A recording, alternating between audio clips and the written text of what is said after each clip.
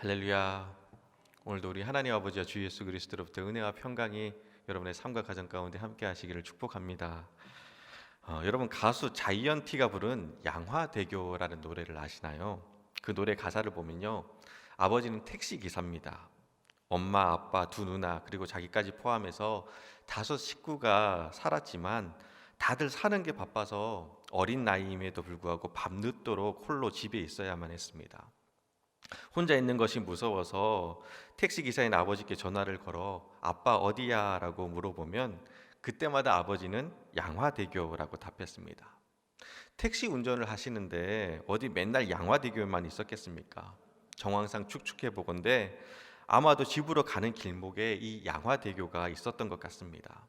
아빠 어디야? 라는 아들의 전화에 양화대교라고 말하며 이제 곧 아빠가 집으로 가니까 외롭고 무서워도 조금만 참고 기다리라는 겁니다.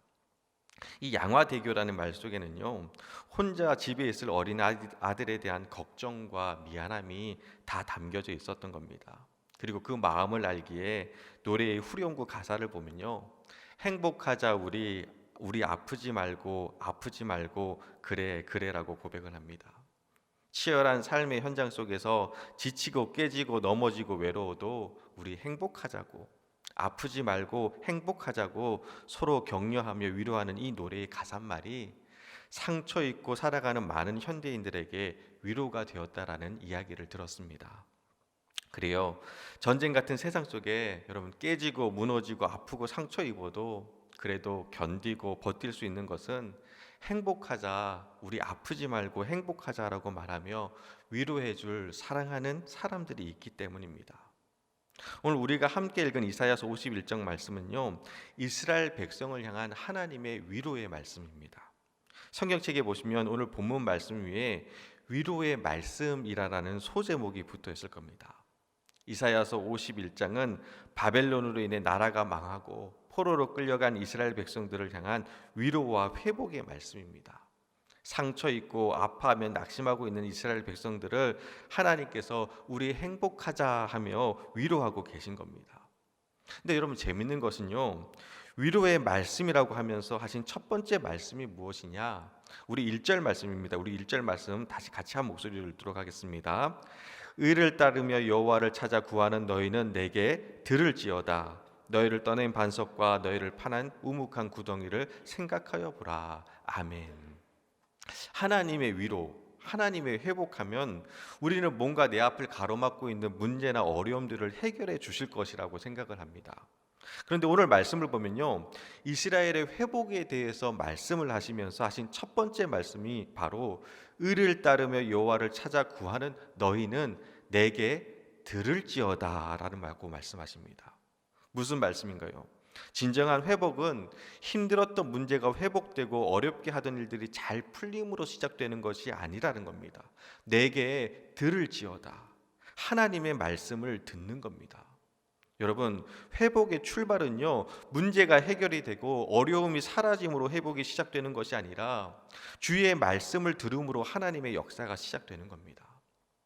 성전이 무너지고 바벨론의 포로로 끌려가서 노예로 살면서 절망하고 낙심해 있는 이스라엘 백성들을 향해 하나님께서 이스라엘 백성들의 회복을 꿈꾸며 하신 첫 번째 말씀은 내게 들을지어다라는 것입니다. 그리고 이 말씀이 얼마나 중요했으면 4절에서도요 반복해서 나옵니다. 우리 4절 말씀입니다. 우리 같이 읽겠습니다.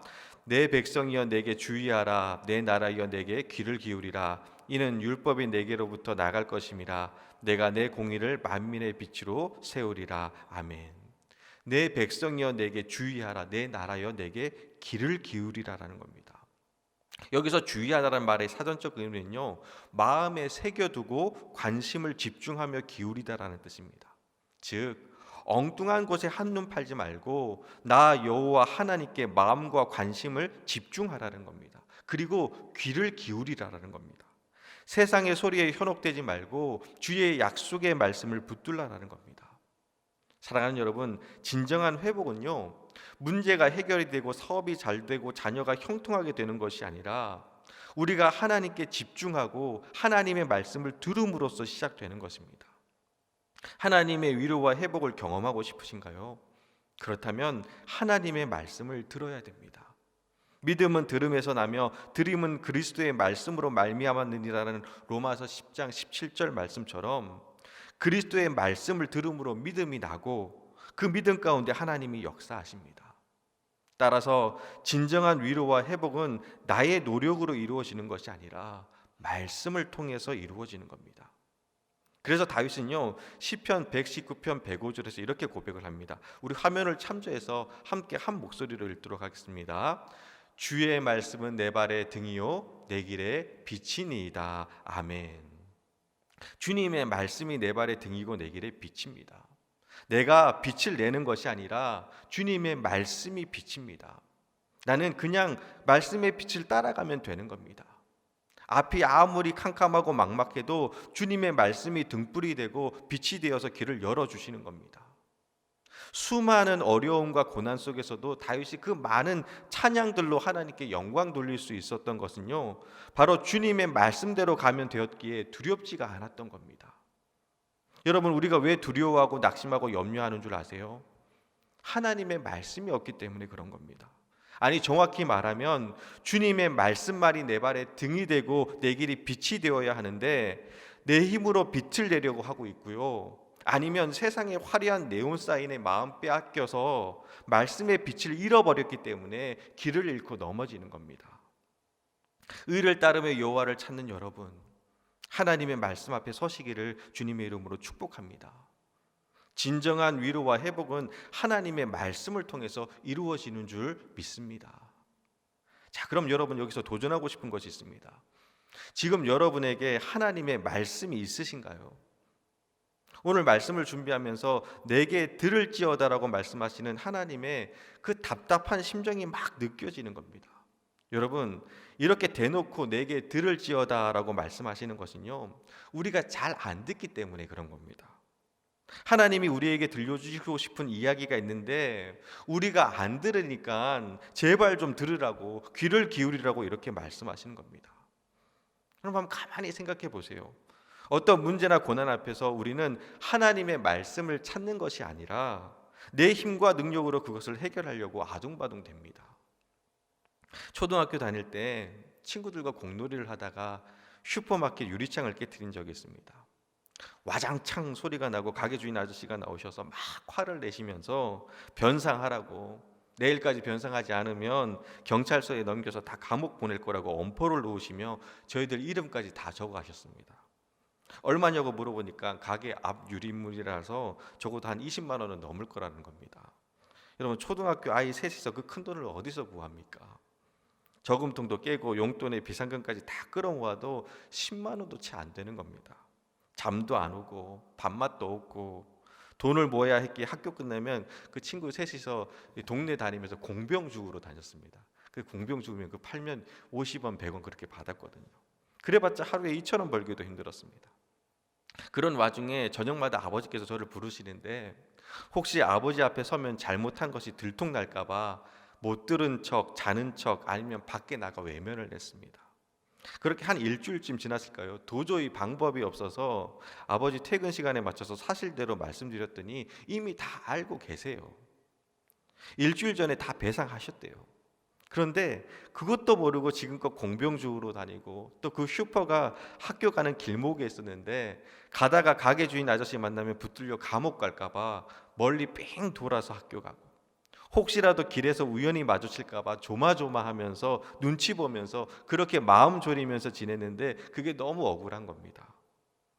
그렇게 밤새 고민하고 눈치 보고 걱정하고 염려하지 않아도 되었는데 그걸 몰랐던 겁니다. 또 아버지는 사고치고 혼자 끙끙대며 애달아 할까 봐 다 배상했으니 걱정하지 말라고 말해주려고 그렇게 매일 저녁마다 저를 찾으셨는데, 부르셨는데 저는 못 들은 척하고 자는 척하며 외면하면서 제 힘으로 그것을 해결하려고 했던 겁니다. 기쁜 소식이 이미 준비되어 있었는데 그것을 듣지 못해서 바보처럼 밤새도록 근심했던 겁니다. 이스라엘의 회복에 대해서 말씀하시며 제일 먼저 너희는 내게 들을지어다라고 하나님이 말씀하신 이유가 바로 이런 겁니다. 걱정하고 낙심해 있는 이스라엘 백성에게 하나님의 회복을 알려주고 싶으셨던 겁니다. 그리고 이 말씀을요, 지금 우리 상황에 적용해 보면요, 여러분 한 사람 한 사람을 향해서 주님이 들려주시고 싶은, 주님이 말씀하시고 싶은 그 말씀들이 있습니다. 여러분 한 사람 한 사람을 위해서. 목사님, 그럼 그 말씀이 뭔가요? 라고 물으신다면 저는 모릅니다. 왜냐하면 다 달라요. 그런데 한 가지 확실한 것은 그 말씀이 여러분들을 다시 일으켜 세워줄 것이고, 그 말씀이 여러분을 위로하고 새 힘을 주며 소망이 될 것입니다.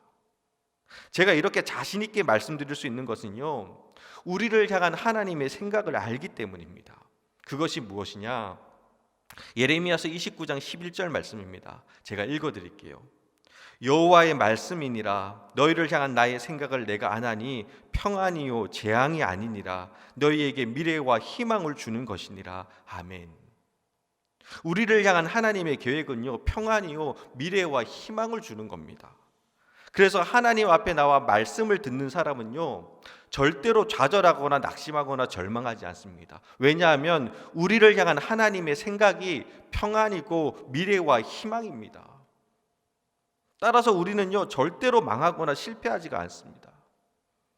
코로나19 사태가 장기화됨에 따라 마음껏 모이지도 못하고 전도도 제대로 못하고 모든 행사나 사역들이 다 멈추거나 제한되었는데, 앞으로 교회가 점점 어려워지지 않겠느냐라는 질문을 가끔 받습니다. 물론 어렵습니다. 정부의 지침에 능동적으로 대처하기 위해서 늘 긴장해야 하고요. 또 뉴스에서 교회발 확산 보도나 기사가 나오면 가슴이 철렁합니다. 어렵습니다. 어려운 상황이 맞습니다. 그런데 걱정은 안 됩니다. 왜인 줄 아세요? 그것은 좋은 백신이 나왔다는 기사나 또는 코로나19 바이러스 치료제가 개발되었다는 소식 때문이 아닙니다. 제가 걱정하지 않는 이유는요, 딱 하나입니다. 코로나19 바이러스 상황 속에서도 주님의 말씀을 듣기 위해서 이 예배의 자리에 앉아 계신 여러분들 때문입니다.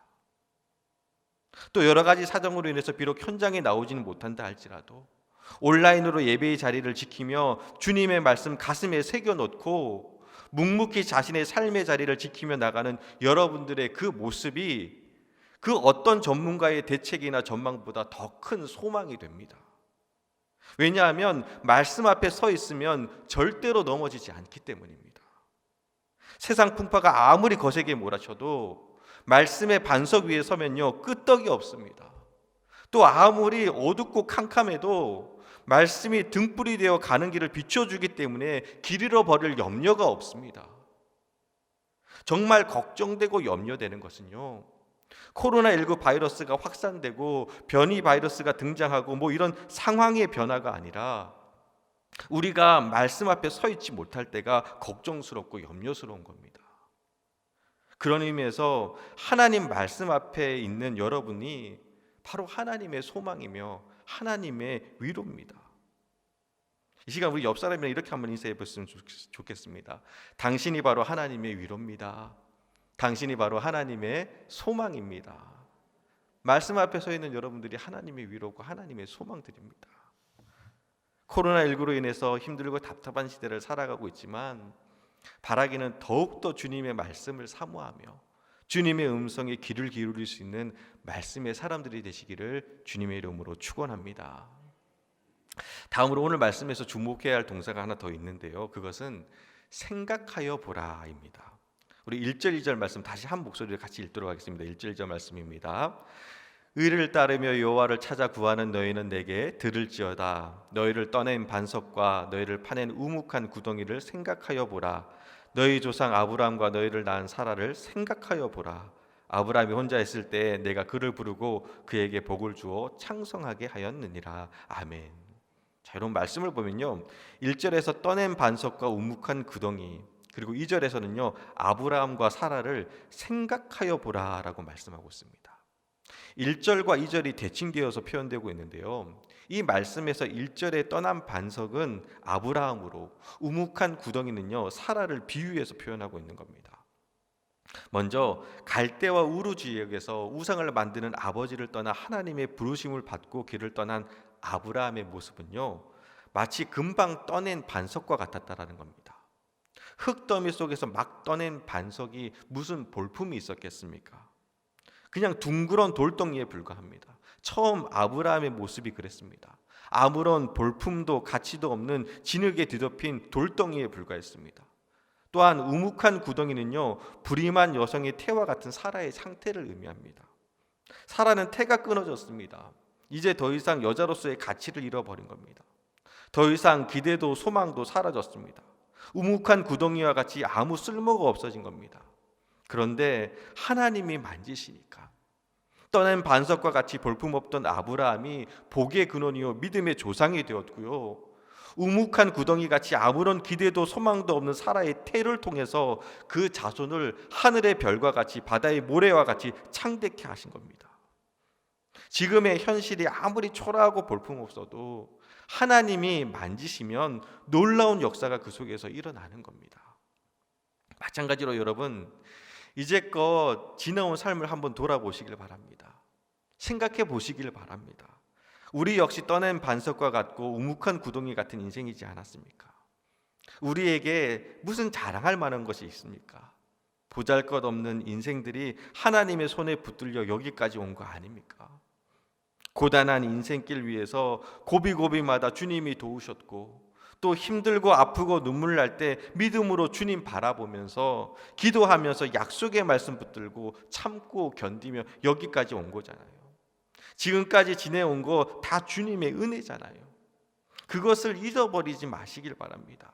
그것을 생각하라는 겁니다. 그리고 떠난 반석과 같은 아브라함, 흙 묻어 볼품 없는 것 같은 그 인생을 조각하셔서 아름다운 작품으로 만드시고, 우묵한 구덩이처럼 이제 쓸모없어진 사라의 태를 메워 새로운 민족의 초석으로 삼으셨던 그 하나님의 역사가 우리의 삶 가운데도 일어날 줄 믿습니다. 하나님의 손이 닿으면요, 다른 역사가 시작되는 겁니다. 자, 그렇다면 하나님께서 어떻게 회복하겠다고 약속하셨나요? 우리 3절 말씀입니다. 또 3절 말씀 같이 읽겠습니다. 나 여호와가 시온의 모든 황폐한 곳을 위로하여 그 사막을 에덴 같게 그 광야를 여호와의 동산 같게 하였나니 그 가운데에 기뻐함과 즐거워함과 감사함과 창화하는 소리가 있으리라. 아멘. 사막을 에덴 같게, 광야를 여호와의 동산 같게 하신다는 겁니다. 그래서 그 가운데 기뻐함과 즐거워함과 감사와 창화하는 소리가 있을 거라고 하십니다. 여기서 창화한다는 것은요, 노래로 서로 화답한다라는 뜻입니다. 쉽게 말하면 이런 겁니다. 흥에 겨워서 여기서 얼씨구나 좋다 하면 저기서 지화자 좋네, 여기서 만세 그러면 여기서 만만세 하는 겁니다. 여러분 어떤 분위기인지 아시겠죠? 너무 좋다라는 겁니다. 이게 무엇을 뜻하는 것일까요? 그동안 이스라엘 백성들 어떻게 살아왔습니까? 성전이 무너지고 바벨론의 포로로 끌려와서 노예로 살았습니다. 빼앗기고 무너지고 낙심하고 절망한 채 겨우겨우 버티며 살아온 인생들이었습니다. 비참한 상황 속에서 즐거움도 기쁨도 노래도 없었습니다. 정말 사막같이 아무런 소망 없고 광야같이 거칠고 메마른 땅에서 낙심하고 절망했습니다. 그런데 그곳에 하나님의 기가 막힌 회복의 메시지가 선포되는 겁니다. 사막을 에덴 동산같이, 광야를 여호와의 동산같이 만드시겠다는 겁니다. 이것이 하나님의 회복입니다. 어쩌면 세상의 지식으로는요, 말도 안 되는 이야기일 수도 있을 겁니다. 사막이 어떻게 에덴과 같이 변할 수 있겠습니까? 메마른 광야가 어떻게 여호와의 물된 동산같이 될 수가 있겠습니까? 인간의 관점에서는요, 불가능합니다. 그러나 그 일을 누가 하십니까? 하나님이 하십니다. 3절에서 분명히 말씀하십니다. 나 여호와가. 우리 3절 말씀 다시 한번 같이 읽도록 하겠습니다. 3절 말씀입니다. 나 여호와가 시온의 모든 황폐한 곳을 위로하여 그 사막을 에덴 같게, 그 광야를 여호와의 동산 같게 하였나니 그 가운데 기뻐함과 즐거워함과 감사함과 창화하는 소리가 있으리라. 아멘. 하나님이 하신다라는 겁니다. 여러분 혹시 지금 사막 같고 광야 같은 인생길을 걷고 계신가요? 그렇다면 하나님께 집중하시고 주님의 음성에 귀를 기울이시기 바랍니다. 떠낸 반석과 같은 아브라함과 우묵한 구덩이 같은 사라에게 역사하셔서 그의 삶을 변화시킨 하나님께서 원망과 불평과 신음이 가득했던 곳을 기쁨과 즐거움과 노랫소리로 바꾸어 주실 줄 믿습니다. 한 해를 마무리하고 새해를 준비하면서 저는요, 이 말씀이 저에게 참 큰 위로와 소망이 되었습니다. 나 여호와가 시온의 모든 황폐한 곳을 위로하여 주신다라는 겁니다. 코로나19 바이러스로 또 여러 가지 사건과 어려움으로 인해서 아파하고 힘들어하는 성도님들과 삶과 그 가정을 볼 때마다 안타깝고 안쓰러웠습니다. 뭐라고 위로해 드려야 될지 모르겠고, 앞으로 좋아질 거라고, 괜찮아질 거라고 격려의 말씀을 드리기에는 현실이 너무나 암울하고 막연한 겁니다. 제가 할 수 있는 게 아무것도 없습니다. 그런데 오늘 여호와 하나님께서 말씀하십니다. 나 여호와가 시온의 모든 황폐한 곳을 위로할 것이다. 그래서 사막을 에덴같이, 광야를 여호와의 동산같이 만드시겠다는 겁니다. 이 말씀 앞에서 이제 새로운 꿈을 꾸고 소망을 갖습니다. 어려운 환경과 상황 속에서 약속의 말씀 붙들고 버티고 계시는 성도님 바라보면서 예전에는 어떡하나 하고 맘 졸였다면 이제는 사막 같은 이 환경을 에덴 같게 바꾸실 하나님을 꿈꾸고요, 광야 같은 이 상황을 여호와의 동산같이 변화시킬 하나님의 일하심을 기대합니다. 그래서 슬픔과 애통으로 눈물 흘렸던 그 자리를 하나님을 향한 감사와 찬양으로 바꾸실 하나님의 놀라운 역사를 바라봅니다. 그리고 믿음으로 선포합니다. 장로님, 권사님, 집사님, 성도님, 지금 힘들어하는 이곳에 하나님을 향한 감사의 찬양이 울려 퍼질 줄 믿습니다. 아파하는 이곳에서 하나님의 회복의 역사에 대한 간증들이 고백되어질 줄 믿습니다. 울었던 이곳에서 하나님의 약속의 말씀이 성취됨을 기뻐 춤추며 아멘으로 화답하며 창화하는 소리가 가득하게 될 줄 믿습니다. 여호와 하나님께서 그렇게 만들어 주실 것입니다. 그렇게 선포합니다. 그러고 나면요, 안타깝고 안쓰러운 것이 아니라 너무 설레고 기대가 됩니다. 그리고 그때 제 마음으로부터 고백된 찬양이 있습니다. 주께서 왕이시라는 찬양인데요, 국악 찬양입니다. 아내가 요즘 제가 자꾸 강대상에서 무리해서 생 라이브로 찬양을 하니까 박수 받으려고 그러냐고 무안을 주기도 하는데, 노래 잘 못해도 여러분 제가 자꾸 찬양을 부르는 것은요, 찬양이 너무 은혜가 되는데 어떡합니까? 찬양이 막 솟아나는데 어떡합니까? 이것도 한번 불러볼게요. 주께서 왕 위에 오르신다. 무서워 숨는 자 그 누구냐. 우리의 마음은 춤을 춘다. 주께서 왕이시라. 할렐루야 할렐루야. 얼씨구나 좋다 지화자 좋네. 주께서 왕이시라. 아멘. 박수 한번 주시죠. 여러분, 결국에는 왕 되신 주님이 이 땅을 주관하시고 통치하십니다. 할렐루야 할렐루야. 얼씨구나 좋다 지화자 좋네. 주께서 왕이시라라고 선포하며 춤출 수 있는 그날이 분명 오게 될 것입니다. 그때 우리 함께 하나님의 영광을 목이 터져라 외쳤으면 좋겠습니다. 그리고 그날을 꿈꾸며 아프고 힘들지만 다시 일어설 수 있으시기를 바랍니다. 한 해를 마무리하고 새해를 준비하면서 힘든 현실 앞에서 또 막막한 미래 앞에서 두려워하지 마시고 내게 들을지어다라고 말씀하시며 우리를 향한 놀라운 구원의 계획을 준비하고 계신 주님의 음성에 더 집중하시고 관심을 가지며 귀를 기울이시길 바랍니다. 아무리 힘들고 어려워도 주님의 말씀이 있는 사람은 반드시 승리합니다. 그래서 결국 사막 같고 광야 같은 우리의 삶의 자리에 기뻐함과 즐거워함과 감사함과 창화하는 소리가 가득하게 될 줄 믿습니다. 그 믿음으로 늘 승리하는 복된 주님의 자녀들 되시기를 주님의 이름으로 축원합니다.